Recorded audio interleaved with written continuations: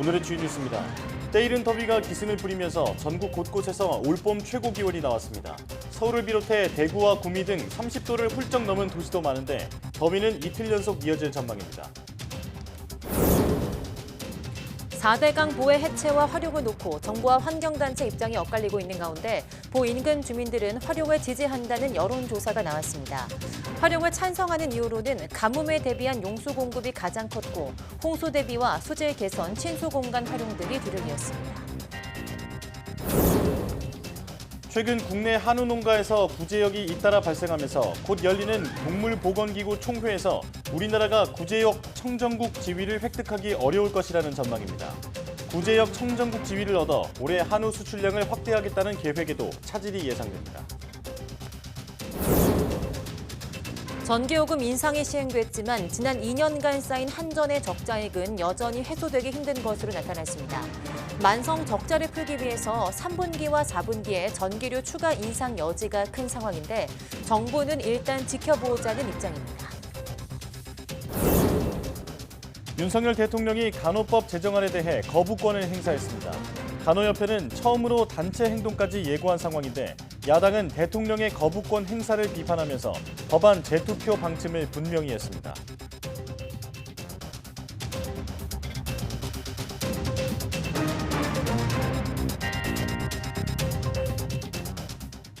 여러분 안녕하십니까? 사이언스 투데이 시작합니다. 때이른 여름 더위가 기승을 부리면서 낮 동안 기온이 크게 올라 전국 곳곳에서 올봄 최고 기온을 경신했습니다. 서울을 비롯해 대구와 구미 등 여러 도시의 기온이 30도를 훌쩍 넘어 7월 중순 한여름 기온을 보였습니다. 17일도 전국적으로 맑은 하늘이 펼쳐지면서 더위가 계속되겠고 대기질은 보통으로 양호할 전망입니다. 다만 동해안 지역은 바람이 강하게 불고 대기도 점점 더 건조해서 산불 등 화재 사고 위험도 있습니다. 때이른 더위는 주 후반부터 점차 예년 기온을 회복하며 계절의 시계가 제자리를 되찾을 것으로 보입니다. 중국의 수도 베이징과 산둥성 둥지에 17년 만에 가장 이른 폭염경보가 내려졌습니다. 중국 주간기상대는 16일 베이징의 낮 최고 기온이 36도까지 올라 폭염경보가 내려진 15일보다 1도 높을 것이라고 예보했습니다. 15일 낮 최고 기온이 37도를 찍은 산둥성 진안에도 올해 첫 폭염경보가 발령됐는데 이는 지난해보다 21일 앞선 것으로 4월 30일에 첫 폭염경보가 내려진 2006년 이후 17년 만에 가장 이른 것입니다. 정부가 올봄 남부지방의 가뭄 대책 가운데 하나로 4대강 보의 물그릇 활용론을 들고 나왔습니다. 이에 대해 환경단체들은 지난 정부의 보 해체와 상시 개방 약속을 뒤집는 행위라며 강하게 반발하고 있습니다. 환경부가 기후위기 대응을 전제로 4대강 보를 활용해야 하는지 국민 의견을 물었는데요. 찬성 의견이 압도적으로 많아 주목되고 있습니다. 최명신 기자입니다. 윤석열 대통령은 지난달 남부지방 가뭄 대책과 관련해 4대강 보를 적극 활용할 것을 지시했습니다. 그간 방치된 4대강 보를 적극 활용하고 노후 관로를 신속하게 정비해 주기 바랍니다. 이대 환경부는 댐과 댐을 연결하고 4대강 보를 물그릇 삼아 가뭄에 대비하겠다는 계획을 내놨습니다.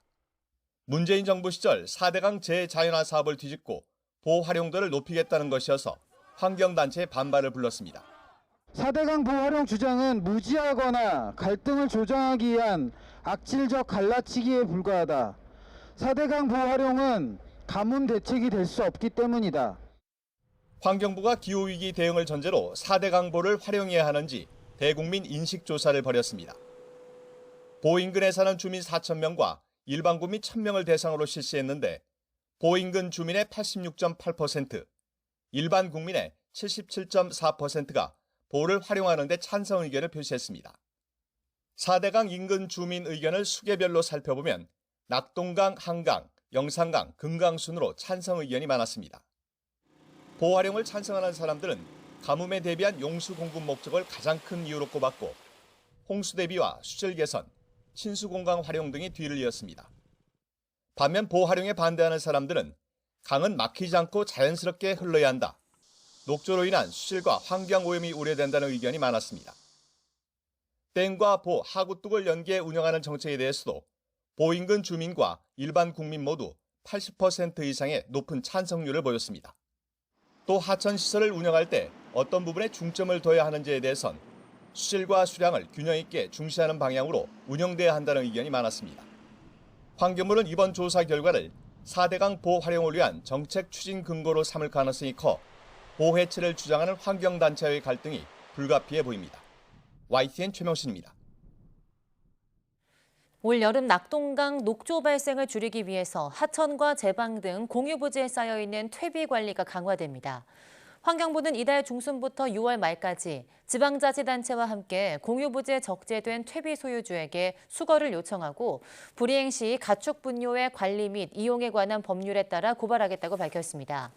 퇴비는 하천 유입 시 녹조를 발생시키는 원인이 되는데 앞서 환경부 조사 결과 낙동강 수계 인근에 1,579개 퇴비가 있고 이 중 40%가 제방과 하천, 도로 주변 등 공유부지에 무단으로 보관되고 있습니다.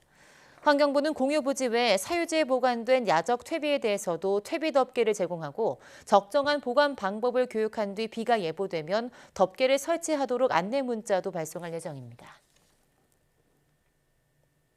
올해 강원도 동해시 인근에서 소규모 지진이 잇따라 발생한 데 이어 최근에는 규모 4.5의 지진까지 일어났죠. 전문가들은 더 큰 지진의 가능성을 우려하고 있는데 이번 지진의 진앙지를 중심으로 최근 연속 지진이 발생했던 점에 주목하고 있습니다. 정혜윤 기자입니다. 동해에서 발생한 규모 4.5의 지진은 올해 발생한 지진 중 가장 큰 규모의 지진입니다.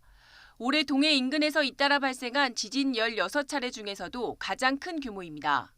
이번 지진으로 강원도와 경북에서는 진도 3, 충북과 경기에서는 진도 1에서 2 정도의 진동이 감지됐습니다. 정지된 차가 흔들리거나 건물 위층에 있는 사람들이 진동을 느낄 정도의 흔들림입니다. 이로 인해 지진 위기 경보도 관심에서 주의로 상향됐습니다. 특히 이번 지진이 발생한 진앙 주변은 최근 지진이 연속적으로 발생한 곳으로 진앙 주변 5km 이내 지역에서 지난 4월 이후 규모 2 이상의 지진이 무려 13차례나 발생했습니다. 특히 지난 4월 25일 규모 3.5 지진 이후 지난 일요일 오전에도 규모 3.1의 지진이 발생했습니다. 4.5의 본진 전 수차례의 전진이 발생한 셈입니다. 또 이번 지진이 발생한 진앙과 가까운 해역에서는 과거 1996년 규모 4.2의 지진을 비롯해 2019년에도 규모 4.3의 지진이 발생한 바 있습니다. 전문가들은 아직 단층대를 정확히 알 수는 없지만 비슷한 곳에서 연속 지진이 발생하고 있다는 점에서 더 큰 지진 발생 가능성도 배제할 수 없다고 말합니다. 이게 지금 미래적이라는 건데 재분석을 해보면은 한 500m 정도 되는 구간에서 범위를 넓혔다 좁혔다 하면서 발생을 하고 있어요. 이 자리에서 계속 발생한다는 것 자체는 해당 단층면이 응력을 충분히 가지고 있고 충분히 배출할 그런 상태다라는 의미예요. 그럼 더 큰 지진이 발생할 수도 있다라고 봐야 되는 건가요? 그게 포인트입니다. 그게 포인트고요. 이와 함께 최근 동해 지진 발생 주기가 점점 짧아지고 있다는 점과 지진 발생 깊이가 30km로 무척 깊다는 점에도 주목했습니다. 특히 주목하셔야 될 부분들은 지진의 발생하는 그 주기가 점점 좀 짧아지고 있다는 거예요. 그다음에 특히 우리나라 지진들은 대부분 그 지진이 발생하는 진원이라고 하죠. 그죠? 진원의 깊이가 10에서 15km 정도에 해당되는 게 일반적인데 이번에는 32km 지점에서 좀 깊은 곳에서 굉장히 깊죠. 기상청은 이번 지진으로 인한 피해는 없었지만 해역에서 군발적으로 지진이 발생하고 있는 점, 또 과거 동해에서 규모 4 이상의 지진이 같은 단층대에서 발생했을 것으로 추정되고 있다는 점에서 지속적인 추가 분석이 필요할 것으로 내다봤습니다. 전문가들은 규모 5 이상의 강한 지진이 발생할 가능성은 언제든 남아있다며 지속적인 감시와 대비가 중요하다고 조언했습니다. YTN 정혜윤입니다. 연일 구제역 양성 판정이 나오면서 구제역 확산이 좀처럼 수그러들지 않고 있습니다. 구제역 농가를 방문했던 축산 차량 여러 대가 다른 농가 수백 곳을 방문한 사실이 드러나서 자칫 전국으로 확산할 가능성도 우려되고 있습니다. 이성호 기자입니다. 구제역 양성 판정을 받은 충북 청주시 오창읍의 한 한우 농가입니다. 이 농장은 청주에서 처음 구제역이 발생한 농장에서 2.9km 떨어진 곳으로 방역대 안입니다.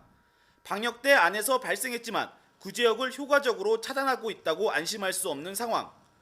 청주 구제역 발생 농장과 역학관계에 있는 한우 농장이 수백 곳에 달하기 때문입니다.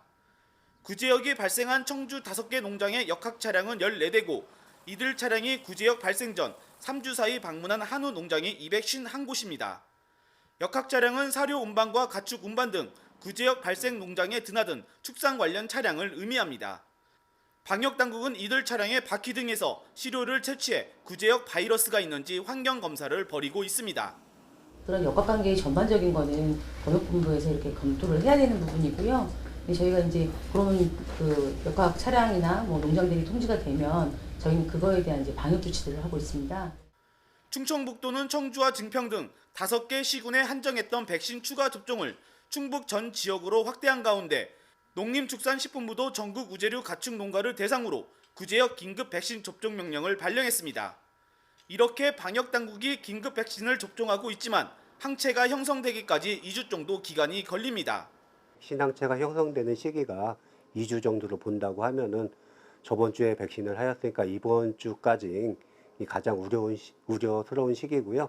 이번 주를 넘어선다면 다음 주부터는 백신 항체가 형성이 돼서 방역당국이 백신으로 구제역 확산을 억제할 수 있을 것으로 판단하는 가운데 이번 주가 구제역 확산의 분수령이 될 것으로 보입니다. YTN 이성호입니다. 오는 21일부터 프랑스 파리에서 열리는 세계 동물보건기구 총회에서 우리나라의 구제역 청정국 지정이 다뤄질 예정이지만 최근 충북에서 구제역 발생이 잇따르면서 지위 획득이 어려울 것으로 보입니다. 농림축산식품부와 해양수산부는 이번 총회에 참석해서 동물 질병 관련 청정국 지위 부여와 동물 위생 규약 등에 대해 논의할 계획입니다. 세계동물보건기구는 동물 질병의 관리와 진단 기준 등을 수립하고 주요 동물 질병의 청정국 지위를 지정합니다. 앞서 농식품부는 구제역 청정국 지위를 얻어 올해 한우 수출량을 확대하겠다는 계획이었으나 지난 10일부터 충북에서 구제역 확진 사례가 잇따라 나오며 지위 획득이 어려울 것으로 보입니다. 구제역 청정국으로 인정받으려면 최소 2년간은 구제역이 발생하지 않아야 하는데 한국은 지난 2020년부터 구제역이 발생하지 않자 지난해 구제역 청정국 지위 회복을 신청했습니다. 윤석열 대통령이 간호법 제정안에 대해 헌법상 대통령 고유 권한인 제2요구권, 이른바 거부권을 행사했습니다. 윤 대통령은 16일 오전 용산 집무실에서 주재한 국무회의에서 간호법 제정안 제2요구안을 심의 의결하고 곧바로 제가했습니다. 지난달 27일 더불어민주당 등 야권 주도로 국회 법제사법위원회를 건너뛰고 본회의의 직회부돼 통과된 지 20일 만입니다.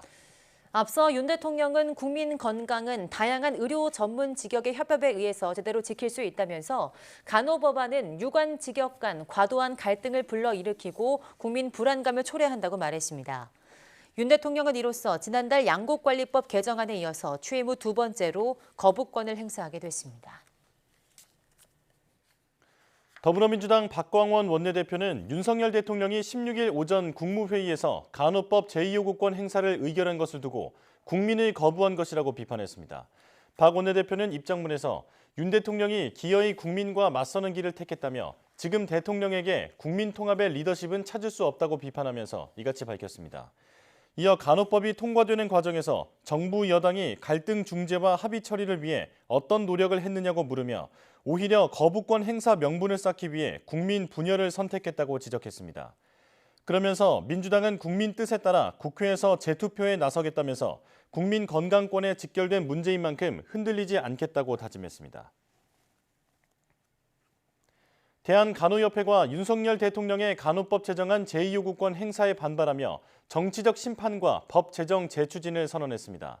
간호협회는 국무회의 직후 서울 용산 대통령실 앞에서 기자회견을 열고 간호법을 파괴한 정치인과 관료들을 총선 기획단 활동을 통해 반드시 단죄하겠다고 밝혔습니다. 또 국회에서 간호법을 재추진하겠다며 간호법 제정을 위한 투쟁을 멈추지 않을 것이라고 강조했습니다. 간호협회는 지난 일주일 동안 회원들을 대상으로 조사한 결과 참여 인원 중 98.6%인 10만 3,743명이 간호법 거부권이 행사될 경우 적극적인 단체 행동이 필요하다고 답했다고 밝혔습니다. 대한의사협회와 간호조무사협회 등 13개 보건의료 단체로 구성된 보건복지의료연대가 간호법 거부권 행사 결정과 관련해 17일 진행하기로 했던 연대 총파업을 보류하기로 했습니다. 보건복지의료연대는 거부권 대상에서 의료인 면허 취소와 관련한 의료법 개정안이 빠져 아쉽지만 연대 총파업은 국회 재의결 시점까지 보류하겠다고 밝혔습니다. 그러면서 법안 처리가 원만히 마무리될 때까지 상황을 예의주시하면서 대응하겠다고 덧붙였습니다. 보건복지의료연대는 의료인 면허 취소법에 대해 의료 자원의 소멸과 필수 의료 분야의 인력 부족을 불러올 거라며 반대하고 있습니다. 의료연대는 간호법에 대한 대통령의 제2요구권 행사에 대해서는 국회의 입법 독주를 타개한 최선의 결정이라며 환영의 뜻을 밝혔습니다. 중국이 코로나19 대규모 감염을 통해 집단 면역을 이루었지만 이제 체내 항체가 약해질 시점에 이르렀다는 전문가 주장이 나왔습니다. 신경보 등 중국 매체에 따르면 중국 내 감염병 분야 권위자인 중난산 공정원 원사는 한 회의에서 증상과 관계없이 체내의 코로나19 대응 항체가 강하다는 것은 감염된 적이 있다는 의미라며 이런 관점에서 보면 중국인의 85%인 약 11억에서 12억 명이 감염된 경험이 있다고 말했습니다. 그는 이어서 코로나19 감염으로 생성된 항체는 4개월에서 6개월 동안 신체를 보호할 수 있다면서 지난해 12월부터 계산하면 실제로 지금 이미 이 시기에 도달했다고 강조했습니다. 아스파탐과 스쿠랄로스, 스테비아와 같은 인공 감미료가 장기적으로 체중 조절에 효과가 없고 오히려 당뇨나 심장병 위험을 키울 수 있다는 세계보건기구의 새로운 판단이 나왔습니다. WHO는 15일 발표한 비당뇨 감미료에 대한 새 지침에서 몸무게를 조절하거나 비전염성 질병의 위험을 줄이는 목적으로 NSS를 사용하지 말라고 권고했습니다. 그러면서 NSS를 장기간 섭취하면 2형 당뇨병과 심혈관계 질환의 위험, 성인의 경우 사망의 위험을 키울 수 있다는 점이 드러났다고 강조했습니다.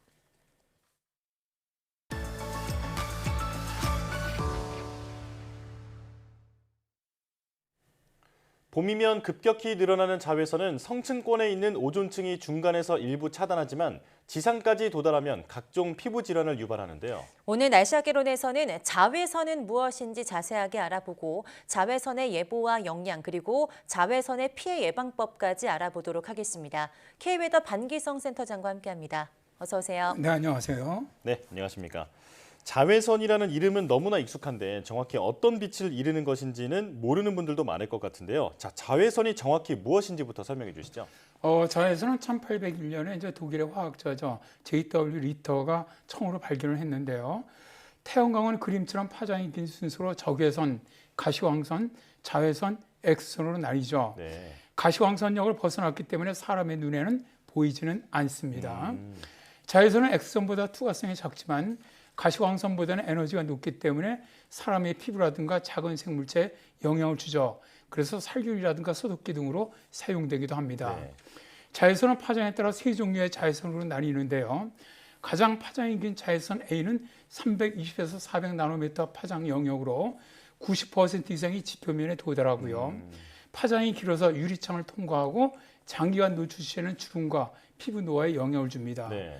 두 번째로 파장이 짧은 자외선 B는 280에서 320나노미터 파장 영역으로 10% 정도만이 지표면에 도달하는데요. 에너지가 강해서 장기간 노출 시에는 피부암이라든가 백내장 등을 유발을 합니다.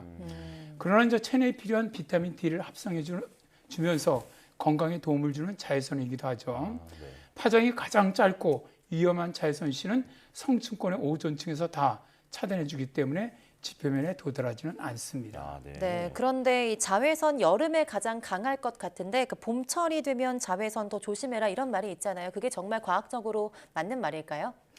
우리나라 속담에 이런 말이 있죠. 가을볕은 딸에게 쬐이고 봄볕은 며느리에게 쬐인다. 네. 라는 속담이 있는데요. 봄볕에는 많은 자외선이 포함되어 있기 때문에 쉽게 기미가 끼고 얼굴이 금방 타기 때문에 시어머니들이 미운 며느리를 밭에 내보내서 하루 종일 봄볕을 쬐게 하고 사랑하는 딸은 자외선 양이 적은 가을에 바깥일을 시켰다고 하죠. 글쎄요, 정말로 그랬을까 싶긴 한데 실제로 봄볕에는 피부를 상하게 하는 자외선이 가을보다 강합니다. 네. 연세대학교 대기과학과 연구에 의하면 봄철의 평균 일사량이 가을에 비해서 1.5배에 달하고요. 봄빛에는 가을보다 더 많은 자외선이 들어있다고 하죠. 또 기상청이 안면도에서 관측한 통계를 보면 2008년에서 2022년까지죠. 네. 5월의 자외선 평균 지수가 7.2인데 10월의 자외선 지수는 4.5입니다. 그러니까 5월의 자외선이 10월 자외선보다 60% 정도 더 강한 것이죠. 특히 봄빛의 풍부한 자외선은 겨울 내내 둔감해진 피부를 강하게 자극하기 때문에 피부가 직접 봄볕에 노출되었을 경우 색소가 자외선을 받아 기미로 발전을 하고 노출 정도가 심하게 되면 피부 화상이라든가 주근깨, 피부 주름 등으로 발전할 수가 있고요. 네. 또 이제 게다가 봄바람에 실려오는 황사라든가 먼지, 꽃가루 등이 피부를 건드리면서 광과민성 피부 질환이라든가 혹은 알레르기성 피부염을 일으키기도 합니다. 네. 네. 실제로 자외선 지수가 봄이 가을보다 60% 정도는 더 강하다 이렇게 말씀해 주셨는데요. 그렇다면 1년 중 다른 달은 어떻습니까? 연중 평균 자외선 평균 농도 지수가 가장 높은 달은 7월로 8.1 정도가 되고요. 네. 두 번째로 높은 달이 8월로 8.0, 세 번째로 높은 달이 6월로 7.5 정도 됩니다. 그러니까 햇빛이 가장 강하고 일사량이 많은 여름철에 자외선 지수가 가장 높고요. 가장 낮은 달은 겨울철인 12월로 1.8, 1월이 2.0 정도로 일사량이 적은 겨울철에 연중 가장 낮은 지수를 보입니다. 네. 자외선 지수 연별 변화를 살펴보면 안면도 배경대기 관측소에서 관측된 2008년부터 2021년까지의 추세를 보면 그림처럼 가장 더웠던 해죠. 2018년에 자외선 지수가 11을 기록을 했고요. 그 다음으로 더웠었던 해인 2012년과 2013년 그리고 2021년에 9 이상의 자외선 지수를 기록을 했습니다. 자외선 지수 연변화는 그 해가 얼마나 더웠는가, 즉 일사시간과 일사량이 얼마나 많았는가에 따라 결정이 되는데 기후변화로 해서 자외선 지수는 점점 높아지고 있는 경향을 보입니다. 네, 이제 좀 있으면 또 일기예보에서 자외선 지수까지 이야기를 해줄 텐데요. 이게 자외선 지수 얼마나 위험한지 알려주는 건데 기준은 어떻게 될까요? 기상청에서 생활 지수 중에서 자외선 지수를 발표를 합니다. 연중 매일, 그러니까 8회, 연중 매일 8회, 그러니까 한 3시간 간격으로 지금 발표를 하는데 기간은 4일간 예측을 해줘요. 네. 그리고 서비스를 하고 있는데요. 자외선 예보 단계 그림처럼 5단계로 지수가 3 미만일 경우는 낮음, 3 이상 6 미만일 경우 보통인데요. 보통 단계가 되더라도 2시간에서 3시간 내에 햇빛에 노출되면 화상을 입을 수 있는 단계가 됩니다. 지수가 6 이상 8 미만인 경우 높음이 되는데요. 햇빛에 노출 시 1시간에서 2시간 내에도 피부 화상을 입을 수 있는 단계이고요. 지수가 8 이상 11 미만인 경우에는 매우 높은 단계로 햇빛에 수십 분 노출돼도 화상을 입을 수 있는 매우 위험한 상태입니다. 네. 그리고 지수가 11 이상인 경우는 위험한 단계입니다. 가능한 실내에 머물러야 할 정도로 햇빛에 노출되면 가장 위험한 단계이죠. 참고로 우리나라 역사상 가장 더웠던 2018년 7월에는 한 달 평균 자외선 지수가 11을 넘었던 적도 있었습니다. 예, 자외선 예보도 신경 써서 봐야겠다 이런 생각이 드는데요. 자, 그리고 앞서 자외선 지수가 높을 경우에 기미 주근깨라든지 백내장 같은 그런 건강 질환이 우려가 된다 말씀해 주셨는데 구체적으로 어떤 건강 위험이 있는 겁니까? 자외선은 이제 하루 중 정오를 기준해서 앞뒤 그 합해서 2시간 이 시간에 하루에 자외선의 60%가 내리쬐입니다. 네. 그리고 자외선은 도시보다는 시골이 내륙보다는 해안이 고도가 높은 곳일수록 그 강도가 강하다는 특징이 있죠. 네. 자외선이 많이 노출되면 건강이 나빠지게 되는데요. 첫 번째로 피부암 발생 위험이 높아집니다. 자외선 비는 피부암 발생 원인이 되는 것으로 알려져 있고요. 두 번째로는 피부 건강에 영향을 주는데요. 자외선에 노출되면 피부가 건조하고 모공이 커지면서 주름이 생기게 됩니다. 네. 세 번째로 안구 건강에 영향을 줍니다. 눈은 햇빛을 받으면서 많은 노출을 받기 때문에 눈도 피부와 마찬가지로 자외선을 인해서 손상을 입을 수 있다는 것이고요. 네 번째가 멜라닌 생성이 증가를 하죠. 이로 인해서 피부가 검어지게 되고 피부암 발생 위험이 높아집니다. 네. 다섯 번째가 자외선은 우리 몸의 면역력을 저하시키면서 봄철에 감기 등의 감염병에 쉽게 걸리도록 만듭니다. 여섯 번째, 자외선은 피부를 노화시키는 것으로도 알려져 있습니다. 네, 자외선이 정말 신체에 나쁜 것 같은데 이제 기후변화가 심해지면서 일사량도 많아지고 일사시간도 많아져서 자외선이 굉장히 많이 쬐게 될 것 같은데요. 그럴 때 우리는 어떻게 대응하는 게 좋을까요? 일단 자외선이 가장 강하게 찌는 정오, 그래서 앞뒤 1시간, 1시간, 2시간이죠. 이 시간에 가급적 외출하지 않는 것이 좋고요. 네. 그리고 외출할 때는 반드시 모자와 선글라스를 챙겨주시고요. 노출된 피부가 적도록 긴 옷을 입어주는 것이 좋습니다. 가장 중요한 것이 자외선 차단제를 사용하는 건데요. 예. 차단제는 햇빛 쬐는 날뿐만 아니라 흐린 날에도 자외선 차단제를 사용해 주는 것이 좋습니다. 기상청 연구소에 따르면 맑은 날과 흐린 날 자외선 강도를 분석해 보니까 얇은 구름층이나 부분적인 구름이 있는 날에 오히려 자외선 값이 맑은 날보다 높아지는 것으로 나타났다라고 밝힌 바가 있고요. 네. 또 기상청에 따르면 옅은 구름의 경우 자외선 투과율이 80%에 달합니다. 특히 자외선 A는 파장이 아주 길고 투과성이 높기 때문에 흐리거나 비 오는 날에도 조심해야 한다고 말하는데요. 그리고 자외선 차단제 때문에 혹시 피부에서 비타민 D가 충분히 생성되지 않지 않느냐 걱정하시는 분들이 계시는데요. 네. 영국 피부과 저널에 게재된 2019년 베타 분석에 따르면 대부분의 연구는 자외선 차단제 사용이 신체의 비타민 D 농도에 거의 또는 전혀 영향을 미치지 않는다고 합니다. 그리고 자외선 차단제 사용은 차단제 효과가 떨어진 3시간에서 4시간마다 덧발라주어서 효과를 지속시켜주는 것이 좋습니다. 그리고 이제 차단제를 바르더라도 사실상 이 자외선을 다 막을 수는 없거든요. 네. 이거 외출하신 다음에는 반드시 몸을 깨끗이 씻고 비타민을 섭취를 하시고 물을 충분히 마시고 휴식을 취하면 자외선으로 손상받은 피부를 회복시킬 수 있다. 꼭 알아두시면 좋겠네요. 네. 자, 흐린 날은 피부가 덜 탄다고 생각하긴 했는데 이게 좀 착각이었다라는 것을 알게 됐고 또 자외선 차단제가 비타민 D 생성에 큰 영향을 주지 않는다. 이 부분도 새롭게 알게 됐습니다. 자, 여기까지 듣겠습니다. K웨더 반기성 센터장과 함께했습니다. 고맙습니다. 네, 감사합니다.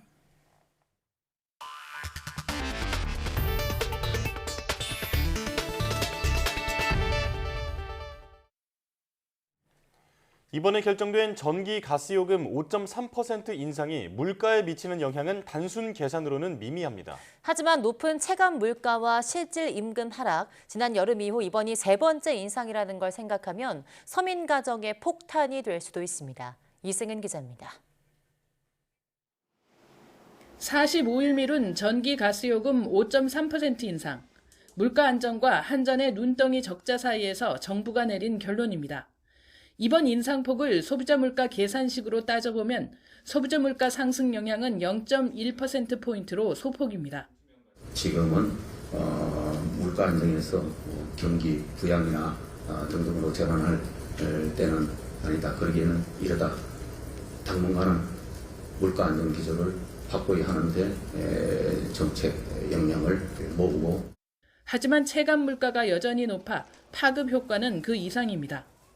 지난달 소비자 물가 상승률은 1년 2개월 만에 3%대로 내려왔지만 기조적 흐름을 보여주는 근원 물가 상승률은 4.6%로 고공행진 중입니다. 실질 임금도 감소하고 있습니다. 지난 4분기 가구당 월 평균 소득은 483만 4천 원으로 1년 전보다 4.1% 늘었는데 물가를 고려한 실질 소득은 1.1% 감소해 2분기 연속 줄었습니다. 특히 전기요금이 지난해 7월 이후 이번까지 3차례 단계적으로 오른 것도 부지불식 중에 큰 낭패를 부를 수 있습니다. 지난해 여름을 기준으로 전기를 막 쓰다가는 누진제와 겹쳐 냉방비 폭탄을 맞을 수 있습니다. 전기요금이나 가스요금 같은 경우만 정부가 인위적으로 지금 억눌러서 상대적으로 다른 제품보다는 가격이 서서히 오르고 있는 상황입니다.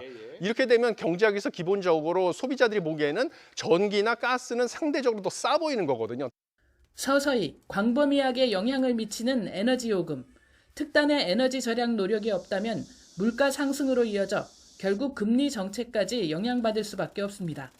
YTN 이승은입니다. 전기요금이 올랐지만 한전의 경영 정상화는 쉽지 않을 전망입니다. 전력 구입 단가보다 판매 단가가 높은 역마진 구조가 여전하기 때문인데요. 정부는 전기료 추가 인상 가능성에 대해서 예단하지 않고 좀 더 지켜보겠다는 입장입니다. 보도에 박홍구 기자입니다.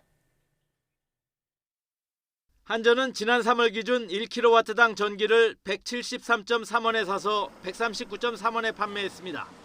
1kW에 34원씩 손해보고 전기를 팔았다는 얘기입니다. 이런 역마진 구조로 인해 한전은 지난 1분기에만 6조 2천억 원의 적자를 봤습니다.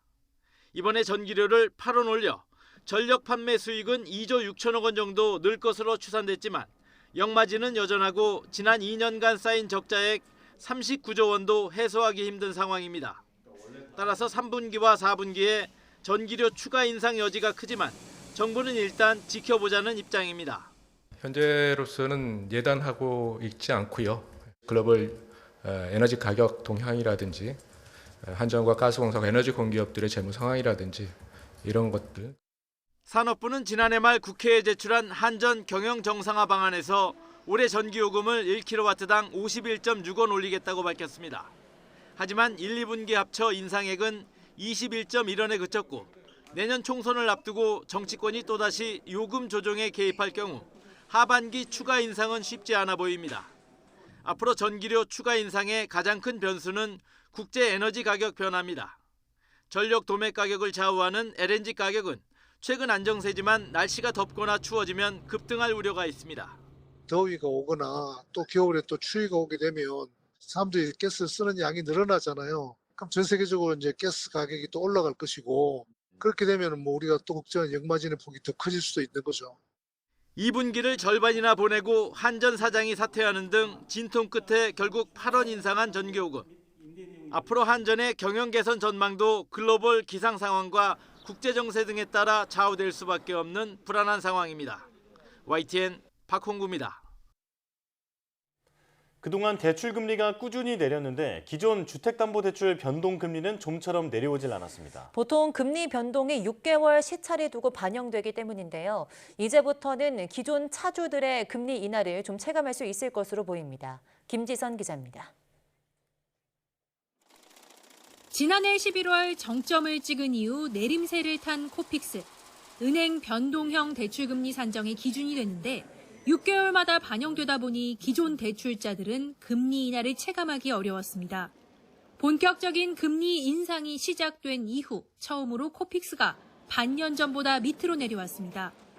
지난달 신규 취급액 기준 코픽스는 전달보다 0.12%포인트 내린 3.44%로 집계됐습니다.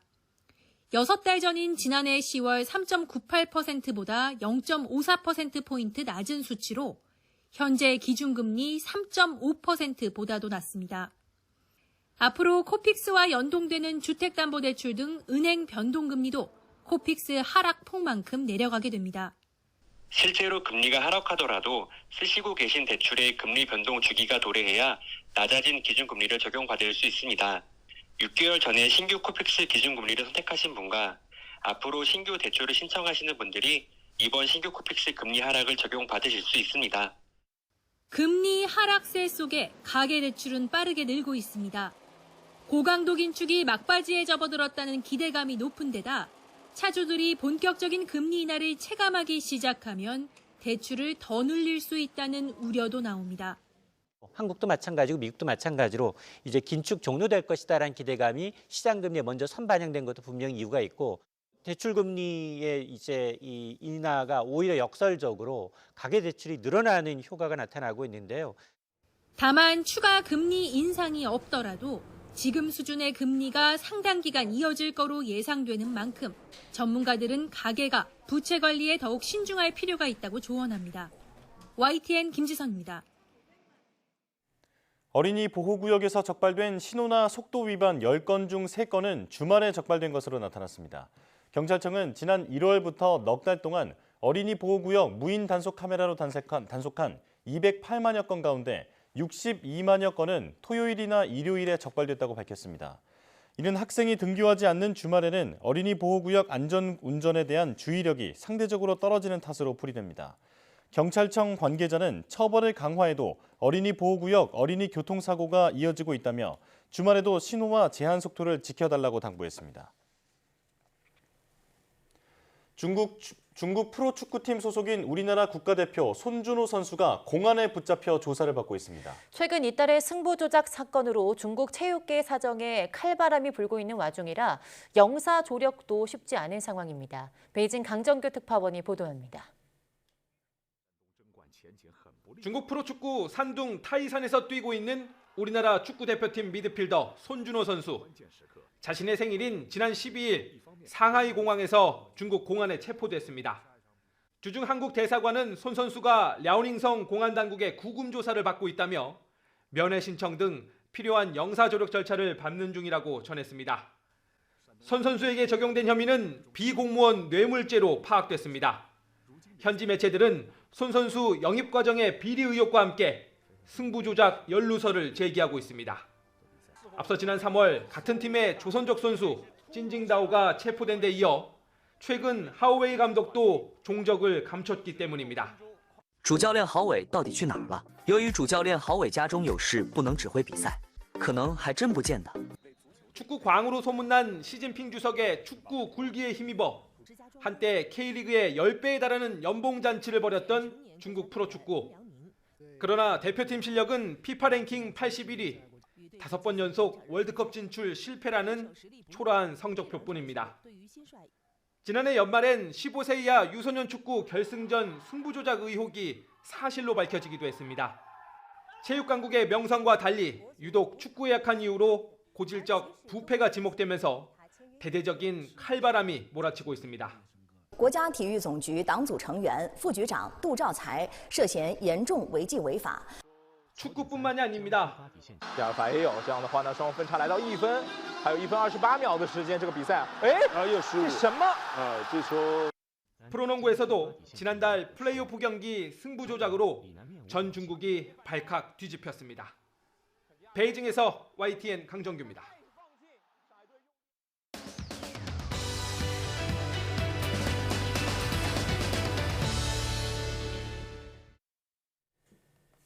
우리는 친밀하다고 생각하는 사람에게 나의 비밀을 털어놓곤 하는데요. 심리학의 관점에서 보더라도 비밀을 지킨다는 것은 결코 쉬운 일이 아니라고 말합니다. 오늘 한글 사람 속은에서는 우리가 비밀을 지키기 어려운 이유에 대해 알아보고 비밀을 자꾸만 공유하고 싶은 심리에 대해 이야기 나눠보도록 하겠습니다. 명지대학교 교육대학원 임지숙 교수와 함께합니다. 어서 오세요. 네, 안녕하세요. 네, 안녕하십니까. 자, 우리가 살다 보면 이건 우리끼리만 아는 거다, 혹은 너만 알고 있어, 이렇게 얘기하면서 비밀을 공유하는 경우가 있는데, 하지만 결국에 보면 다 새잖아요. 네, 네, 맞습니다. 이렇게 비밀을 지키는 것은 말처럼 쉬운 일이 아닌 것 같은데, 이런 심리를 어떻게 설명할 수 있을까요? 네, 벤자민 프랭클린은 두 사람이 죽으면 세 사람이 비밀을 지킬 수 있다. 라고 말했습니다. 즉 비밀을 지킨다는 것이 그만큼 어렵다는 뜻일 텐데요. 네. 사실 비밀을 지키기 어려운 것은 인지적, 정서적인 이유들이 있습니다. 우선 에고 부스트, 즉 자아가 고양되는 경험 때문에 비밀을 지키는 것이 어려운데요. 모르는 것을 알게 되었을 때의 스릴과 흥분은 중독성이 있어서 비밀을 공개할 때 상대방이 놀라움을 표현하는 순간에 우리는 스릴과 흥분을 만끽하게 됩니다. 좋은 소식이든 나쁜 소식이든 새로운 이야기의 전달자일 때 그것은 자존심을 매우 고양시키는 일이 되어서 사기가 올라가고 나 자신이 뭔가 중요한 사람이 된 것 같은 기분을 느낄 수 있게 도와주기 때문에 비밀을 이야기하는 것은 상당히 유혹적입니다. 네, 또한 사고 억제의 역설적 효과로도 설명할 수 있는데요. 제가 지금부터 절대 머릿속으로 북극곰을 떠올리지 마세요 라고 말씀드리면 어떠세요? 말을 들으면서 바로 그 순간에 머릿속에 하얀 북극곰이 떠오르실 겁니다. 맞아요. 네네. 즉 우리 인간은 공유하지 말라는 이야기를 강조하여 들으면 더욱 공유하고 싶은 강박적이고 불안한 충동이 자극되는 존재예요. 그래서 비밀을 말하지 말아야지 생각할수록 비밀에 몰입하게 되고 더욱 입 밖으로 내고 싶게 그런 충동에 시달리게 되기가 쉽습니다. 네, 지금도 북극곰만 떠오르는 것 같은데요. 역설적이게도 이제 비밀이 그러면 강조할수록 사실은 우리가 굉장히 지키기 어려운 게 되는 거군요. 네, 맞습니다.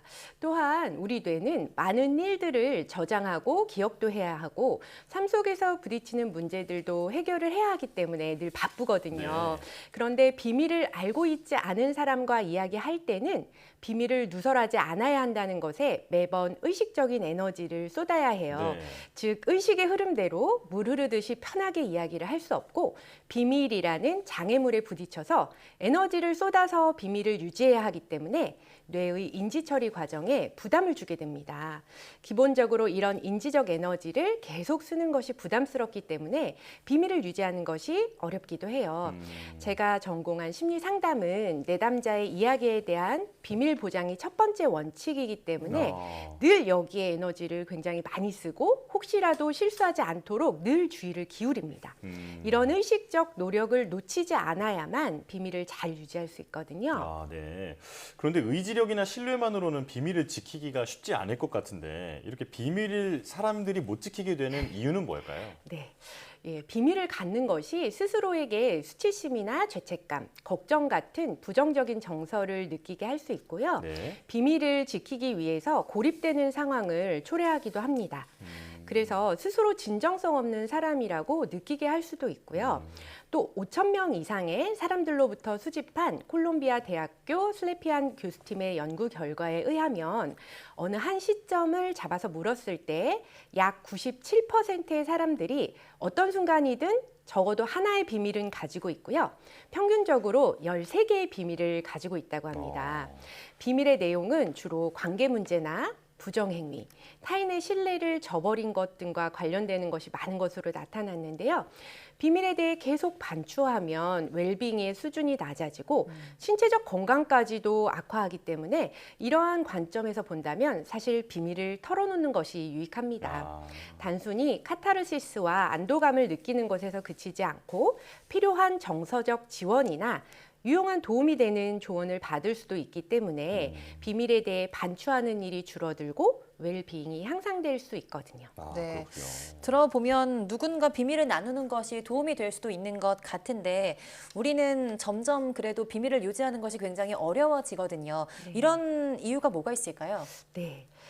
이 누군가하고 비밀을 공유한다는 건 그만큼 비밀을 나누는 것이 친밀한 관계를 유지하는 데 도움이 될 것이라고 느끼고 또 비밀을 공유하는 것이 신뢰의 증거라고 여기기 때문이기도 합니다. 네. 즉 서로가 공유하는 비밀이 존재할 때 더 공고하고 깊이 있는 관계도 가능하다고 여기는 겁니다.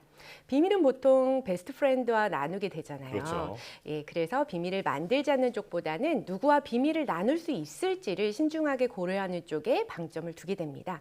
사실 SNS가 발달하기 전에는 기차에서 만난 이방인 현상 이라는 것도 비밀을 나누는 하나의 좋은 방법이 되기도 했습니다.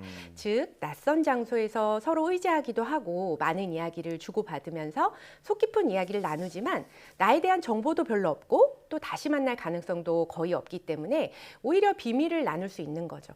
하지만 고도로 네트워크가 발달한 지금은 이러한 이방인 현상을 기대하기가 쉽지 않습니다. 그렇군요.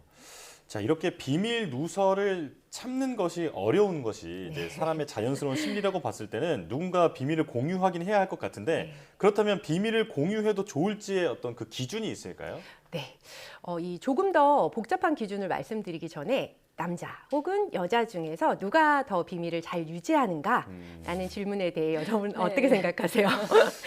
왠지 남자가 더 잘 지킬 것 같아요. 네, 그런 그럴 것 같은데. 네, 맞습니다. 그런 사회적 통념이 있는데요. 2009년 영국에서 18세에서 65세 사이에 3,000명 이상의 여성을 대상으로 한 연구에서 47시간 이상 비밀을 지키기는 어렵다. 라는 결과가 나왔습니다. 네, 83%의 여성이 자신은 완전히 신뢰할 수 있는 사람이라고 답변했지만 결과는 전혀 그렇지 못했죠. 그러나 2014년에 영국에서 2,000명을 대상으로 한 또 다른 연구에서는요. 여성이 비밀을 더 쉽게 털어놓을 것이라는 예상과 달리 남성들이 평균 2시간 47분, 여성들이 평균 3시간 반 정도 비밀을 지킨 것으로 나타났습니다. 네, 물론 그 차이는 40여 분에 불과했지만 편견을 뒤집는 결과였습니다. 네, 이 연구에서 역시 놀랍게도 92%의 남성들이 스스로를 비밀을 잘 지키는 사람들이라고 답했고요. 즉 우리는 남녀를 떠나 스스로는 비밀을 잘 지키는 사람이라고 대부분 생각하지만 사실은 그렇지 못한 존재라는 것을 기본적으로는 인정하는 것이 오히려 더 안전할 수 있습니다. 네. 그 여자가 비밀을 더 잘 지킨다고 나왔지만 그래도 3시간 정도라는 게 굉장히 전 더 놀라웠는데요. 만약 제가 비밀을 공유해야 한다면 어떤 성향의 사람에게 비밀을 공유하는 게 좋을까요? 네. 오늘 이야기 드린 것을 생각을 해보면 사람이 비밀을 지키기 어려운 존재인 것은 부인할 수 없는 사실인 것 같습니다. 그러나 비밀을 나눌 수 있는 선구안을 가진다면 불가능한 것만은 아닌데요. 개인차가 있을 수 있지만 2018년에 앞서 말씀드렸던 슬래피안 교수가 퀸즐랜드 대학의 컬비 교수하고 함께 한 연구를 살펴보면요. 사람들이 비밀을 공개하는 사람들은 공감, 배려와 함께 단호함이라는 요인을 갖춘 사람들이었어요. 네. 예, 사람들은 공손함이 매우 중요할 것이라고 예측했지만 실제로는 사회적 규칙과 규범을 존중하고 공손한 사람에게 비밀을 털어놓지는 않았습니다. 아무래도 규범 준수를 하는 이들에게 나의 비밀은 부정적으로 비춰질 가능성이 높을 수 있으리라 생각할 수 있으니까요. 또 열정적인 사람들에게도 충분히 진지하지 않을 것이다 라고 생각해서 비밀을 이야기하지 않았습니다. 네. 단호함이 주요한 요인인 것은 신뢰와 관련이 있었는데요. 단호한 사람들은 장애물에 직면해도 실제 도움을 주는 행동을 할 것이라고 신뢰감을 주는 그런 사람들이었고요. 즉 공감과 배려뿐만 아니라 단호함을 갖추었다고 생각하는 주변 분들과 비밀을 공유하시는 것이 그래도 좀 더 믿을 만한 선택이 되실 수 있을 겁니다. 네. 과연 나는 공감과 배려 그리고 단호함을 갖춘 사람이었나 이런 생각이 좀 드는 오늘 말이었습니다. 지금 여기까지 듣겠습니다. 임지숙 상담심리사와 함께했습니다. 오늘 말씀 고맙습니다. 네, 감사합니다.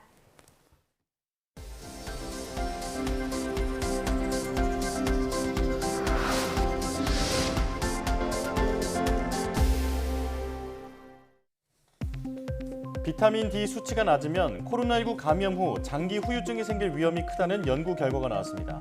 이탈리아 비타살루테 산 라파엘레데 등 공동 연구진은 유럽 내분비 학회 총회에서 코로나19 입원 환자 100명을 조사한 결과 장기 후유증 환자는 그렇지 않은 환자보다 입원 시와 퇴원 6개월 뒤 비타민 D 수치가 모두 유의미하게 낮았다고 밝혔습니다. 장기 후유증은 코로나19 완치 후에도 호흡기 증상이나 어지럼증, 집중력 저하 등이 12주 이상 계속하는 증상으로 코로나19 입원 환자의 절반 이상이 겪는다고 보고됐지만 정확한 원인은 아직 규명되지 않았습니다. 모태석 과학기술정보통신부 1차관이 국내 원자력 전문가들이 원자력 기구에 진출해 역량을 발휘할 기회를 늘리겠다고 밝혔습니다. 5차관은 제주 국제컨벤션센터에서 진행된 원자력 안전 국제 워크숍에서 OECD 산하 원자력 기구 맥 우드 사무총장과 양자 면담을 갖고 이 같은 협력 방안에 대해 논의했습니다. 또 원자력 분야 양성평등과 여성 진출을 위해서 오는 8월 한국에서 고등학교 여학생들을 대상으로 원자력 분야 국제 여성 전문가들이 진로 상담 등을 지원하는 국제 워크숍을 개최하기로 했습니다. 건국대와 성균관대, 세종대가 메타버스 융합대학원으로 신규 선정됐습니다. 과학기술정보통신부는 지난해 카이스트와 서강대를 최초의 메타버스 융합대학원으로 선정한 데 이어 올해 3개 대학을 추가로 선정했다고 밝혔습니다. 신규 선정된 대학은 메타버스 기술 수요 변화, 맞춤형 교육과정을 개발 운영하고 산학 공동 프로젝트를 발굴해 융합 인재를 양성하는 모델을 제시했습니다. 메타버스 융합대학원은 1년 차에는 5억 원, 2년 차부터 연간 10억 원씩 모두 6년간 55억 원을 지원받습니다. 과학기술정보통신부가 충청북도의 소외지역 학생들을 대상으로 과학 멘토링 프로그램을 추진합니다. 과기정통부와 한국과학창의재단은 충북교육청 등과 과학영재, 사회공헌 활동 업무 협약을 맺고 과학고나 과학영재학교 졸업생, 과학올림피아드 참가생 등으로 구성된 멘토링 프로그램을 운영하기로 했습니다. 과학영재 사회공헌 활동은 지난 2022년 과기정통부와 창의재단이 시범적으로 공모해서 서울대가 수행해왔고 충북, 강원, 전북 등 지역교육청이 참여해왔습니다.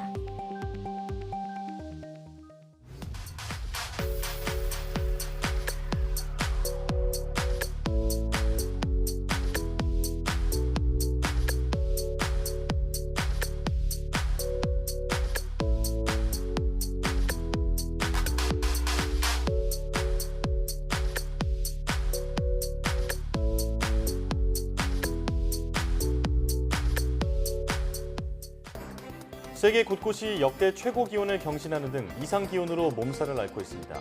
우리나라도 벌써 30도를 넘는 한여름 더위가 찾아왔는데요. 올해는 엘니뇨의 영향으로 이 같은 무더위와 함께 평년보다 많은 양의 비가 내릴 것으로 보이는 만큼 폭염과 안전 취약계층에 대한 정부의 꼼꼼한 지원과 빈틈없는 안전 대책이 미리 마련되어야 할 것 같습니다. 네, 뉴스 마칩니다. 시청해주신 여러분 고맙습니다.